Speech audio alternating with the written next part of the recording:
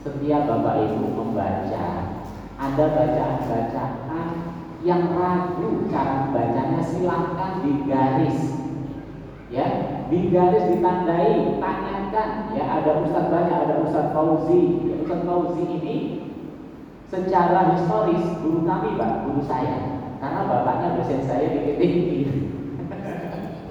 Ya, ya orang tua beliau dosen, Pak, dosen hebat ya, di UI juga gitu kan, dosen ekonomi Islam, Pak.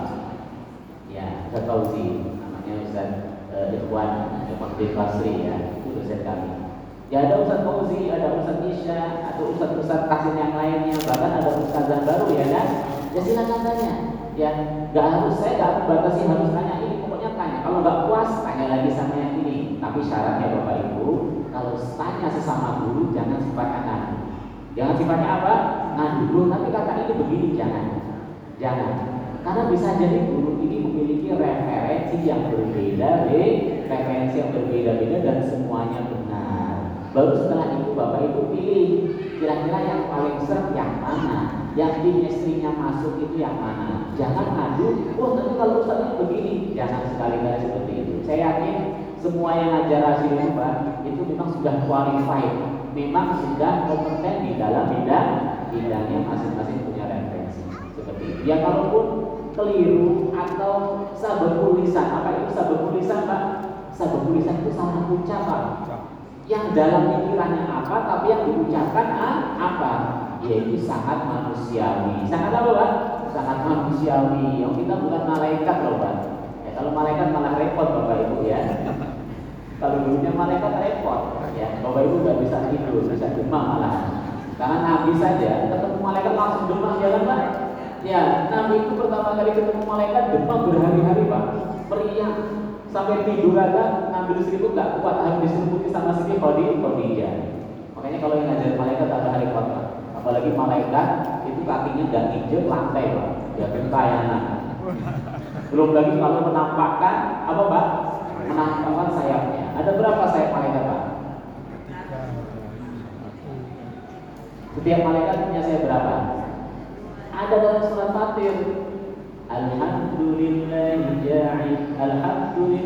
fatiris samawati wal ardi ja'ilil malaikati rusulah uli ajnihatin masna wa thulatha wa ruba'. Ada yang sayapnya 2, ada yang sayapnya 3, ada yang sayapnya 4. Nah itu kalau kompak sayapnya kalian helikopter, itu terbang semuanya. Iya kan? Helikopter aja bisa membuat benda terbang, apalagi malaikat. Dan sayapnya malaikat itu menutup ufuk barat sampai ufuk timur, sampai bedenya malaikat. Makanya jangan sekali-kali minta ketemuin malaikat, Pak. Kalau ketemu Nabi nggak apa-apa, tapi kalau ketemu malaikat Pak, bisa teriak sebulan. Ya, baik Bapak Ibu yang dirahmati Allah. Itu apa tadi, Pak? Poin yang tadi? Ya, harus punya waktu, wajib sekaligus punya target. Entah itu target menghatamkan, target tilawah, target hafalan, dan seterusnya. Yang berikutnya harus punya komunitas. Komunitas apa, Pak? Punya komunitas. Karena dengan komunitas itu, Pak, kita kalau nggak ingetin diingetin, betul kan, Pak? Ya, kita kadang-kadang asik lagi kemana, ya ada ingetin, kumpul sekarang punya belajar. Kenapa? Punya komunitas. Coba kalau nggak punya komunitas, Pak, lewat, ya kan? Ya, makanya komunitas itu penting, Pak. Ya, jangan hanya sekedar komunitas kues, komunitas nomor butut. Kalau ibu kalau komunitas apa ini, Pak? Komunitas hijab, misalnya. Komunitas gamis atau komunitas apa? Yang katakanlah kurang penting saja kita punya komunitas, ya. Saya mungkin pernah cerita, Pak. Saya itu pernah beli beli burung lambat, Pak. Beli burung lambat, kata anak itu begitu melihat pengennya beli burung. Ketika saya beli burung itu ternyata dia memang penjual burung, Pak. Setelah itu saya dimasukin di komunitas burung lambat. Cuma burung dulu, Pak, burung lambat itu yang ada komunitasnya, ya. Ada komunitasnya, Pak, karena itu kan suka diadu itu kan. Suka perlombaan, suka bikin piala. Burung ini pialanya 3 gitu. Bingung nih burung ini yang 3, ternyata siulannya bagus. Bayangin, Pak. itu katakanlah nggak penting, bahkan mubazir, bahkan komunitas mancing itu loh Pak, musuhnya ibu-ibu itu juga ada ternyata Pak. Masya Allah ya. Masa kita untuk jalan menuju akhirat tidak punya komunitas? Karena dengan komunitas itu kita termotivasi, dapat info-info baru-baru ya kan Pak, dapat info baru. Akhirnya apa? Kita itu termotivasi untuk lebih baik, lebih baik. Sekarang simpulan sudah fasih. Makanya kadang-kadang saya itu ingin Pak membuat musabaqah ya, nanti dibicarakan apa untuk ibu-ibu saja, misalkan musabaqah membaca surat apa gitu ya. Ya, nanti hadiahnya dari Rasi ya, ada Ustaz Fauzi nih Pak. Ini peserta terbaik gitu kan. Ya kan? Coba Pak, coba kalau untuk waktu-waktu apa namanya? Space waktu untuk perpindahan acara, kok yang baca Quran itu jamaah asik, kalau gurunya udah enggak kaget lah kalau gurunya Pak ya. Itu jamaahnya loh Pak, keren gak Pak? Nah, gitu. Kalau seandainya ada itu kan berarti bisa memotivasi yang lain. Kenapa? Allah bilang ya ayyuhalladzina amanu taqullaha wa kunu ma'as shadiqin. Wahai orang-orang yang beriman, ya, bertakwalah kalian kepada Allah dan bersamalah dengan orang-orang yang baik. Ya, singkat cerita, kita itu gak mungkin baik tapi sendirian. Gak bisa Pak ya. Kita gak mungkin soleh sendirian. Bahkan masuk surga sendirian pun gak enak Pak. Kalau gak percaya silahkan Bapak tinggal di istana, tapi sendirian Pak. Ya temennya kedua gitu kan. Ya atau temennya kuntilanaknya gak enak. Ya gak enak. Makanya orang itu gak mungkin bisa baik kecuali dengan berjamaah. Karena dalam jamaah itu ada keberkahan. Tidak diijabah doa yang ini, diijabah doa yang itu, semuanya dapat. Kalau sendiri, kalau diijabah ya dapat, kalau nggak diijabah ya nggak dapat. Ya.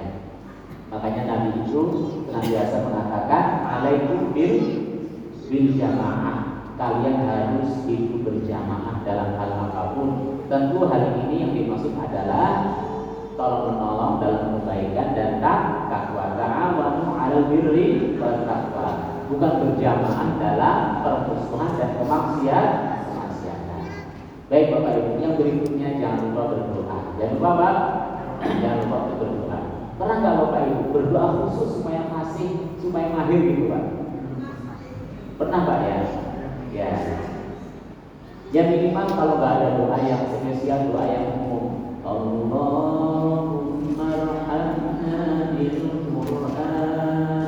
Tapi doa itu akan lebih mengena kalau kita tahu artinya Pak. Kalau cuma sekedar lagunya ya mungkin enak Pak. Tapi kalau kita tahu artinya akan lebih mengena. Makanya itu sholawat Yasin Pak, saya tulis artinya di bawahnya itu Pak ya. Yang di dalamnya itu ada doa supaya kita itu selain paham, selain bisa tapi juga bisa selain bisa membaca Al-Quran tapi juga bisa mengamalkan Al-Quran. Itu Pak kalimat yang ketiga. Al-Qur'an jawidna khalqal lisan. Ya, jadikanlah kami penghafal semua Al-Quran, perbaiki ucapan lisan kami. Maksudnya perbaiki di dalam membaca apa Pak? Iya, itu maksudnya perbaiki di dalam membaca Al-Quran. Karena doa itu intisarinya ibadah. Ada sesuatu yang mustahil itu bisa tersingkap dengan doa. Terus kemudian di antara doa yang bisa kita menjantah itu yaitu memperbanyak sholawat. Makanya insya Allah kalau saya ngisi ya sholawat apa saja nanti saya tekankan Pak ya. Dulu sudah kan sholawat busro Pak ya.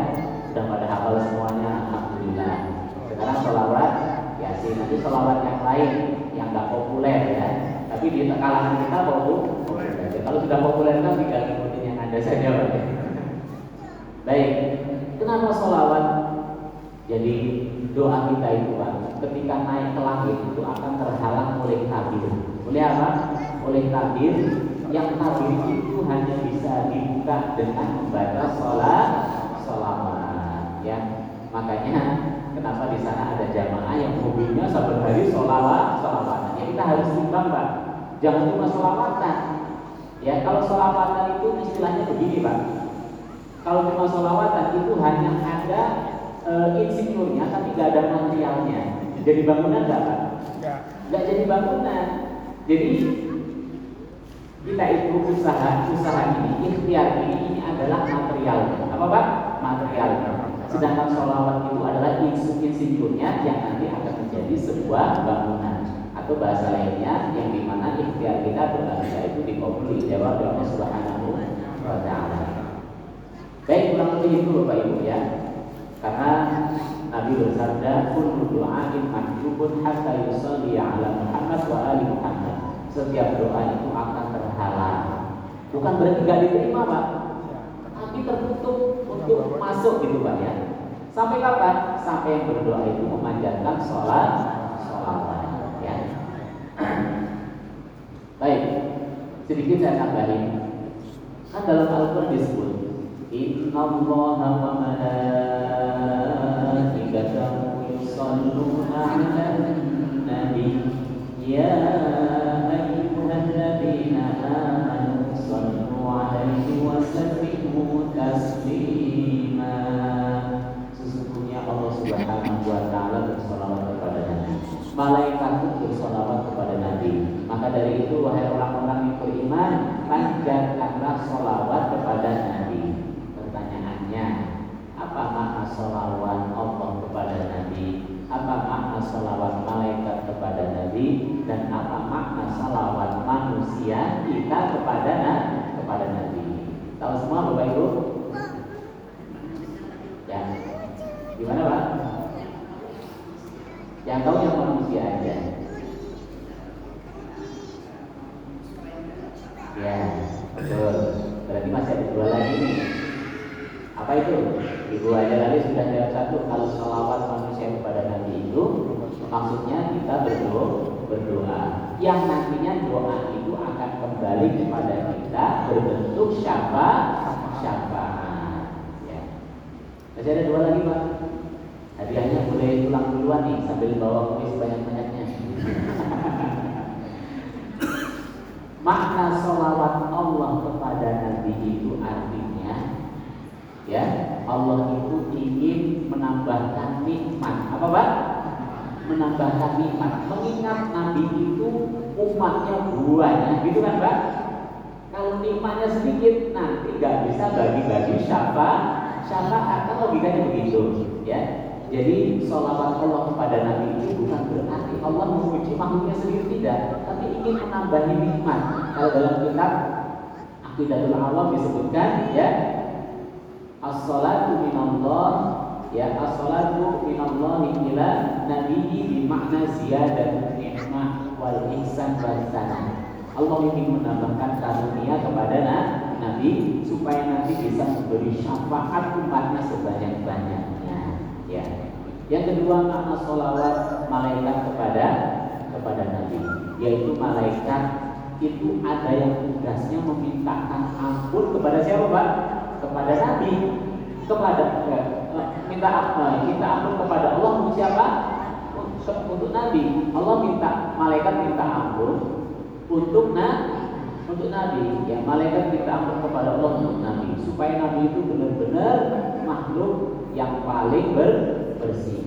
Ya, karena bagaimanapun Nabi pernah lalai Pak, yang kemudian itu dilalat. Yang kemudian apa? Dilalat. Contohnya apa Bapak Ibu? Contoh Nabi itu juga pernah katakanlah hilaf tapi langsung dilalat. Dalam surah At-Tahrim Pak, dalam surah At-Tahrim.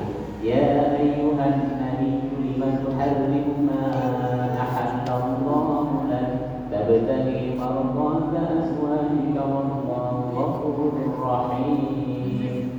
Ya, kalau banyak hafalannya enak Pak ya. Wahai Nabi, kenapa kau mengharamkan yang Allah halalkan? Pertanyaannya kira-kira apa ini Pak? Allah menghalalkan, tapi Nabi mengharamkan. Madu Pak. Madu asli ini Pak, bukan madu palsu ya. Ya, madu asli ini Pak, madu beneran yang manis itu loh Pak. Jadi ceritanya Nabi itu main ke salah satu rumah istrinya. Di situ disuguhi madu, ya, karena Nabi